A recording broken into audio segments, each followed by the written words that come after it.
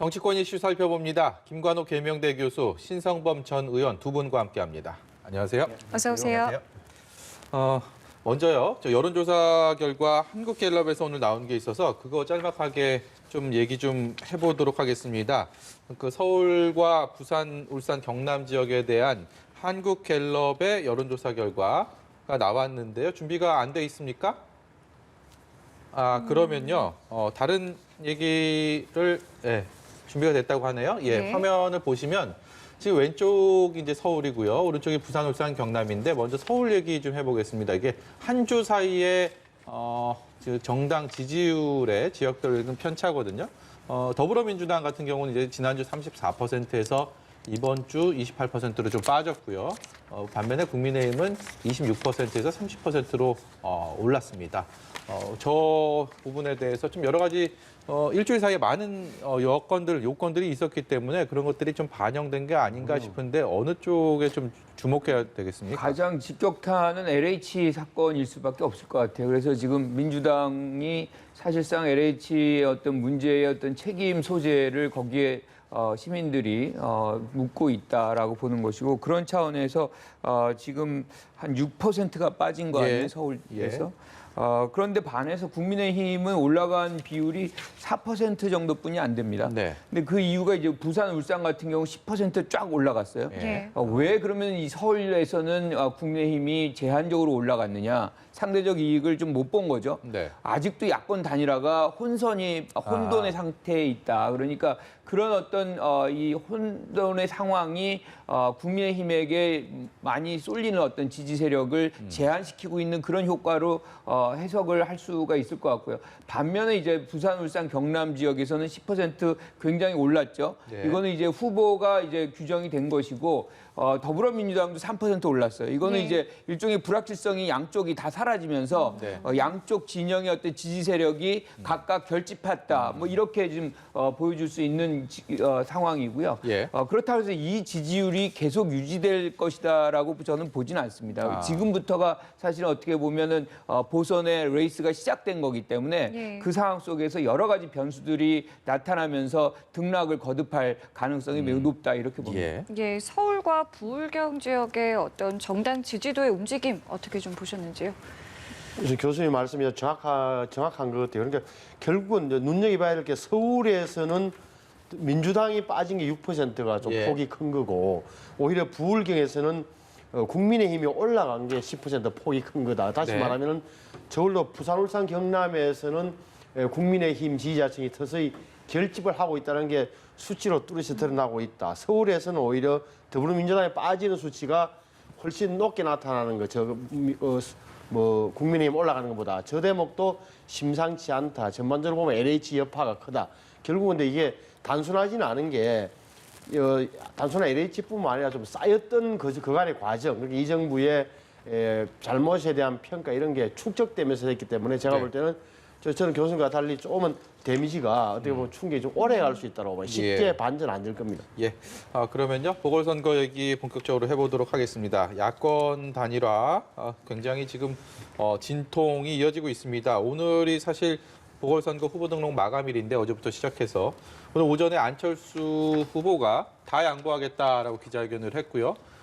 이후에 또 국민의힘 그리고 오세훈 후보 측에서는 안철수 후보 얘기랑 또 협상팀 얘기는 좀 다르다라고 또 거기에 대해서 불만을 표출을 하니까 바로 조금 전에 안철수 후보가 다르지 않다. 다 또 양보하겠다. 예. 모든 것을 수용하겠다라는 기자회견을 했습니다. 일련의 이 흐름들은 어떻게 봐야 되는지 두 분께 좀 차례로 여쭤봐야 될 것 같습니다. 그러니까 오늘 하루만 해도 이렇게 혼란스러우면 사실은 지지층들이 계속 지켜보기 굉장히 지쳐갑니다. 그러면은 단일화가 된다고 해도 사실상의 어떤 유권자 단일화가 이루어질 수 있을까 그만큼 굉장히 사실 어려운 상황이 될 수 있어요. 그리고 지금 아침에 저도 이제 기자회견을 봤는데 모든 것에서 단일화가 최우선시 할 것이다. 본인이 분명히 안철수 대표가 그렇게 얘기를 했단 말이에요. 예. 그런데 구체적인 얘기는 사실 안 했어요. 예. 그러다 보니까 이제 오세훈 후보도 같은 경우도 기자회견을 열어가지고 뭐가 구체적으로 나온 것이 없다.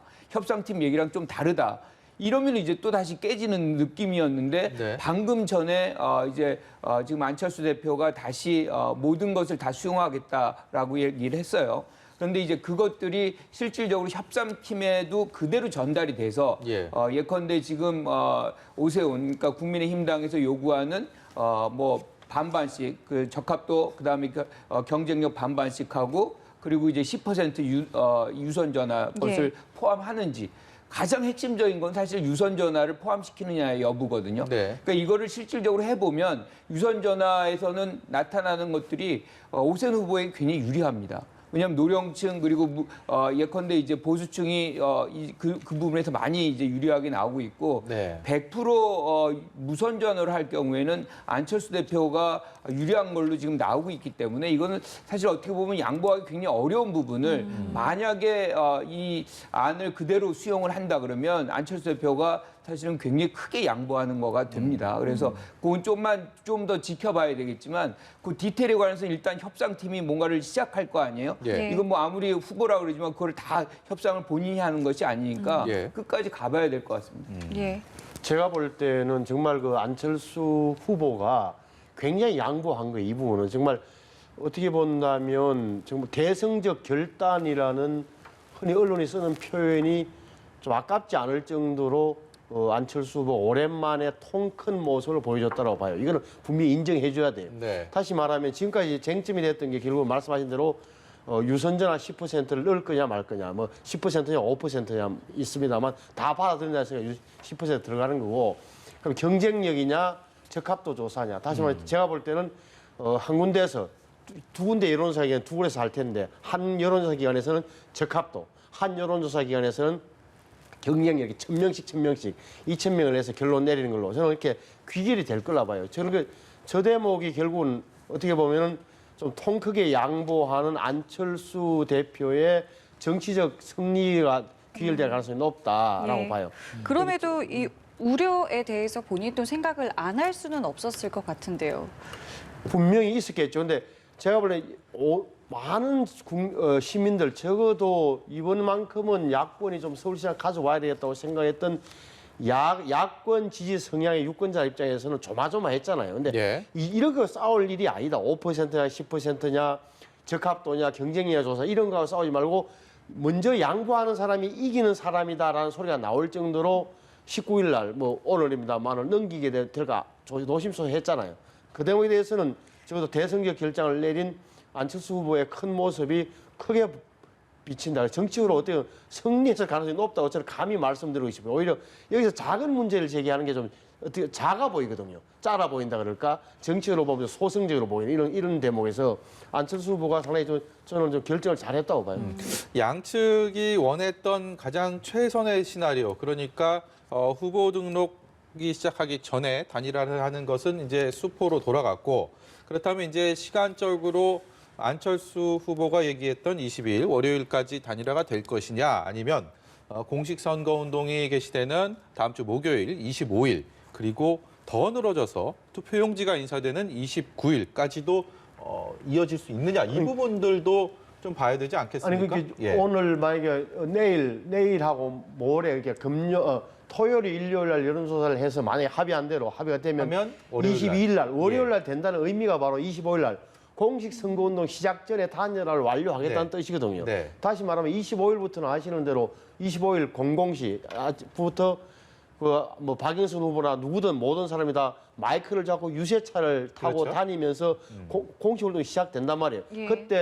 그때 앞서서 22일까지는 끝내겠다는 거야. 예. 24일이 마지막 데드라인이었고 네. 22일까지 끝내겠다는 나름대로의 각오나 시간표가 나와 있는 거죠. 22일까지 단일화가 성사가 되면 효과를 어느 정도 야권에서 좀 가져오고 누릴 수 있다, 이렇게 봐도 되겠습니까? 그렇죠. 그런데 저는 뭐 그 22일까지 나오기가 그렇게 쉽지는 않다라고 봐요. 그러니까 지금 안철수 대표는 본인의 어떤 진정성을 갖고 이렇게 얘기를 하겠지만 유선 전화가 포함이 될 경우에는 직접적으로 그렇게 좋은 결과가 안 나올 수도 있습니다. 그러면 이 안철수 대표 같은 경우는 이번에 후보가 안 되면 사실 정계에서 계속 이제 존립을 하기 굉장히 쉽지 않은 상황일 그렇죠. 수가 예. 있습니다. 그래서 그런 부분들을 같은 캠프 내에서 그걸 다 수용을 하고 이렇게 협상을 마무리할지 마찬가지로 지금 국민의힘당 같은 경우도 만약에 안철수 대표가 후보가 돼가지고 여기서 야권에서 후보가 승리가 된다라고 하면은 이 이후에 어떤 전국을 주도권이 사실상 국민의힘당이 아니라 즉 김종인 비대위원장 중심으로 가는 것이 아니라 안철수 대표 중심으로 갈 공산이 매우 크거든요. 사실 그 싸움을 지금 하고 있는 건데 갑자기 여기에서 안철수 대표가 그 모든 이길 수 있는 조건을 이렇게 내려놓는다? 저는 그거 굉장히 쉽지 않다고 보고요. 예. 지금 이 상황이 만들어진 이유는 사실상 야권의 후보가 누가 되든 단일화만 되면 무조건 이길 수 있다는 그런 어떤 상황적인 전개가 급속하게 이루어지고 있기 때문에 서로 양보하기 굉장히 어렵거든요. 예. 그래서 저는 지금 인터뷰상으로 여러 좋은 얘기를 하고 있지만 실질적으로 합의가 그렇게 이루어질지는 조금 더 신중하게 지켜볼 필요가 있겠다라고 예. 봅니다. 예, 또 지금 조금 전에 나온 일부 속보에 따르면 이제 오세훈 후보 측에서도 그러니까 오세훈 후보가 안철수 후보의 무선 100% 방안을 수용하겠다라는 이야기를 했습니다. 이게 서로 양보를 하면서 또다시 엇갈리는 모양새가 나오고 있습니다. 이거는 저는 100% 무선 전화하는 게 맞다고 봐요. 왜냐하면 전번에 나경원 후보하고 오세훈 후보하고 당내 경선할 때 사실은 100% 무선 여론조사를 예. 했거든요. 예. 그런데 지금 와가지고 사실 유선을 일부 이제 10%니 5%니 이거 포함시켜달라는 거는 자당에게 유리한 어떤 여론조사 방식을 쓰고 싶다는 그런 일종의 편법이었는데 예. 이거를 내려놓는다 그러면 사실상 안철수 대표 같은 경우도 굉장히 환영할 수밖에 없는 것이고 지금 유리한 국면에 있습니다. 이 경험적으로 나온 부분이기 때문에 이렇게 서로 양보한다는 거는 만약에 여기서 이제 실질적으로 이런 과정을 거쳐서 단일화가 이루어진다 그러면 지지자들에게 더 호응을 얻을 수 있는 그런 효과는 있겠다 이렇게 생각합니다. 예. 이게 서로 어떻게 보면 아까도 말씀드렸지만 기본적으로 야권 성향, 야권 지지 성향 유권자 입장에서는 그도 말씀드리지만 먼저 양보하는 사람이 이긴다라는 나름대로의 정치적 판단이 깔려 있었던 거예요. 그러다 보니까 먼저 안철수 후보가 좋다, 내가 먼저 내려놓게 했던 거고 뒤질세라 이제 그 오세훈 후보도 내려놓는 거니까 제가 볼 때는 내일 모레 이틀간 여론조사, 그러면 20일 날 발표되는 데는 문제가 없을 것 같다라고 보는 거고 또 하나 여권에서는 이제 흔히들 안철수 후보나 오세훈 후보 측의 그런 정치적 입지, 다시 말해 여기서 지는 사람은 정치적 생명이 거의 종결된다고 판단 때문에 쉽지 않을 거라고 보는데 저는 그렇게 안 보는 이유가 이것은 안철수 후보도 이야기했잖아요. 이 자기가 이기든 지든 그 국민의힘에 입당하겠다는 걸 전제를 하고 이야기를 하겠단 말이에요. 다시 말하면은 다음 대통령 선거에는 보수 진영까지 지지를 받는 후보로 나서겠다는 의지를 명확히 하고 있기 때문에 예. 두 분 중에 한 분이 누가 이 경선에서 떨어지든 낙선하든 경선에서 실패하든 간에 다음에 어떻게 보면 국민의힘의 다음 대선 후보군에 잔식에 편입되는 결과를 가져온다. 그래서 너무 큰 정치적 데미지 입지 않고 이렇게 경선할 수 있는 정치적 분위기는 마련됐다고 저는 평가해요. 예. 이렇게 되면은 김종인 위원장에 대한 지금 역할론도 나오고 있고 책임론도 나오고 있는 상황에서 글쎄요, 앞으로는 어떤 목소리가 좀 더 커질 수 있다고 그럼 보시는지요? 김종인 위원장은 지금까지는 자당 국민의힘 소속 후보를 만들어내기 위한 지난한 노력을 해갖고 일정하게 성과를 봤던 거죠. 예. 그 과정에서 어떻게 보면 안철수 후보에 대한 좀 날선 발언이랄까 감정 섞인 대응들이 많았죠. 예를 들어서 토론도 못하는 사람이나 표현이라든지 좀 부인을 또 끌고 들어간 데 대해서 정신이 좀 이상한 사람 아니에요. 이런 발언까지 지금까지는 용납이 되어 왔는데 다시 말하면은 용납이라 함은 일반 유권자들 입장에서는 이해를 해왔는데 지금 여기서부터는 좀 지나치다 싶으면 김종인 위원장이 역공을 받을 수 있는 그런 가능성이 생깁니다. 네. 왜냐하면 대부분의 서울 시민들 특히나 이번에 야당이 이겨야 또 믿고 있는 사람들은 희망하는 사람들은 국민의힘이건 국민의당이든 오세훈이건 안철수건 따지지 않고 민주당의 박영선 후보에게 이기는 사람을 뽑아달라는 게 이 취지란 말이에요. 근데 거기에 대해서 김종인 위원장이 너무 한쪽으로 치우치는 발언을 계속 할 경우에는 저는 정치적으로 아주 역공을 받을 수도 있습니다. 예. 저희 방송을 시작한 지 시간이 꽤 지났는데요. 다 두 분도 느끼시고 시청자 여러분들도 느끼시겠지만 안철수 후보, 오세훈 후보, 오세훈, 안철수 이 얘기만 몇 번을 한지 모르겠습니다. 상대적으로 이렇게 보여지듯이 박영선 후보는 먼저 본선에 올라가서 상대적으로 노출되고 언급되는 부분들이 적다 보니까 아무래도 관심사에서 조금 일반 대중에게는 좀 떨어지게 되고 박영선 후보 입장에서는 계속 시종일관 정책 선거 얘기를 하면서 정책 공약들 얘기하고 있는데 주목을 많이 못 받고 있단 말이죠. 이거 남은 19일 동안 전략을 어떻게 끌고 가야 되는지 굉장히 고민스러운 부분도 있을 것 같아요. 이런 현상은 시민들에게도 도움이 안 되는 겁니다. 그러니까 사실상 정치 공학적인 어떤 접근이 이 선거 국면을 완전히 지배하는 거거든요. 그 안에는 정책도 없고 시민의 삶도 사실 보이지가 않아요. 그러니까 이거는 누가 야권의 후보가 되느냐의 게임만을 이제 보여주는 이런 건데 지금 그래서 사실 박영선 후보 같은 경우는 이 상황을 조금 더 다르게 접근할 필요가 있겠다. 그러니까 어떻게 접근해야 됩니까? 지금 뭐 시선은 어떻게 하든 이 야권의 후보 단일화가 누구한테 되느냐, 누구로 되느냐 이게 관심의 초점이 모아지는 거지만 사실은 그 상황 속에서 결렬의 가능성도 분명히 있는 것이고요. 예. 지지자들이 지칠 수도 있는 겁니다. 그래서 저는 이 장면에서 박영선 후보가 해야 되는 일은 오히려 뚜벅뚜벅 본인이 내세울 수 있는 어떤 정책적 비전 뭐 이런 것들을 이제 가져가야 되는 것이고 특히나 지금 부동층하고 중도층의 어떤 부분에서 민주당 후보가 열세일 수밖에 없거든요. 이 부분을 어떻게 공략하는 것을 조금 더 이제 무게 중심을 거기다 두고 노력하는 것뿐이 길이 없지 않나 이렇게 생각합니다. 내부적으로 어제 박영선 후보 캠프에서는 또 이제 남인순, 진선미, 고민정 의원이 사퇴를 했잖아요. 뭐 일단은 어떤 박원순 전 시장의 성추행 피해자에게 책임을 다하겠다는 이제 모습이었지만 내부적으로 이것이 또 어떤 영향을 좀 미치지는 않겠습니까? 사실은 뭐 처음부터 여권 후보가 민주당 후보가 불리할 수밖에 없는 거죠. 왜냐하면 박원순 전 시장의 어떤 문제로 해가지고 지금 보선이 이루어진 것이기 때문에 유리한 국면은 절대 있을 수가 없었던 겁니다.